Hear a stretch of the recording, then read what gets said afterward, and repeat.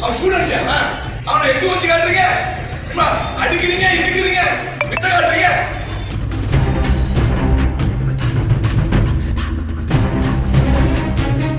தொலைச்சோம் சொல்லிட்டாங்க. ஏன் நான் லிமிட்டு, நான் தான் எம்எல்ஏ. போலீஸ் உங்க வேலையை மட்டும் பாருங்க.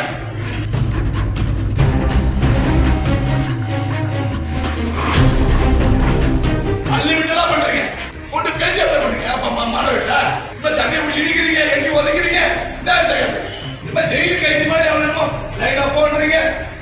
இக்கெல்லாம் முண்டா எவன் வெளியே போட சொல்ற பசங்க யாரும் வெளியே போட ஓடுறப்போ காவல் நிலையம் வந்து காவலர்களை கடுமையாக சாடிய எம்எல்ஏ. எங்க ஒரு அக்யூஸ் ஃபாலோ பண்றான், அவனுக்கு மரியாதை ராஜ மரியாதை கொடுக்குறீங்க. அக்யூஸ் ராஜ மரியாதை ஸ்டூடெண்ட்ஸ் எட்டு வதைக்கிறீங்க. உங்க வீடியோ போய் காரி முடியுது. பாண்டிச்சேரி போலீஸோட மானம் போகுது.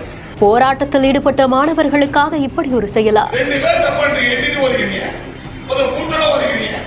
ஒரு அக்யூஸ் வச்ச வீடியோ காட்டுறீங்களா? ஒரு அக்யூஸ் வச்ச வீடியோ காட்டுங்க பாப்போம். எவ்வளவு வீடியோ காட்டுறீங்க? அக்யூஸ் கொலை பண்ணுங்க, ராஜ மரியாதை கொடுக்குறீங்க.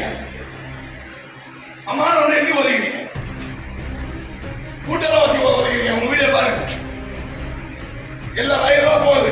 லட்சக்கணக்கில் கோடிக்கணக்கில் பேர் பார்க்கலாம் அந்த வீடியோ. யூனிஃபார்ம் போட்டு பார்க்குதுன்னா உன் வீட்டு பிள்ளைய படிக்குது, உன் வீட்டு பிள்ளைய ஒரு காலேஜில் படிக்குது. அந்த மாதிரியே இருக்கு பசங்களுக்கு. அவன் சின்ன வயசு, அவனுக்கு புரிய வைக்கணும். இதெல்லாம் தப்பு, இதான் ரைட்டுன்னு சொல்லணும். அதுதான் போலீஸ் கடமை. அவனை உதைக்கிறது எட்டு வைக்கிறது. இப்போ ஹீரோயிசம் பண்ணுறீங்க போலீஸுங்க. புதுச்சேரி பல்கலைக்கழகத்துடைய காரைக்கால் கிளையில மாணவி ஒருத்தவங்க பேராசிரியர் மீது பாலியல் புகார் ஒன்று கொடுத்தது மற்றும் புதுச்சேரி பல்கலைக்கழகத்துல தொடர்ச்சியா மாணவிகள் கூறக்கூடிய பாலியல் குற்றச்சாட்டுகளுக்கு நடவடிக்கை எடுக்கல அப்படின்னு சொல்லியும் துணைவேந்தர் அலுவலகத்தின் முன்பு மாணவர்கள் போராட்டத்துல ஈடுபட்டாங்க. சம்பந்தப்பட்ட நபர்கள் மேல நடவடிக்கை எடுக்கணும் அப்படின்றது அவங்களுடைய கோரிக்கையா இருந்தது.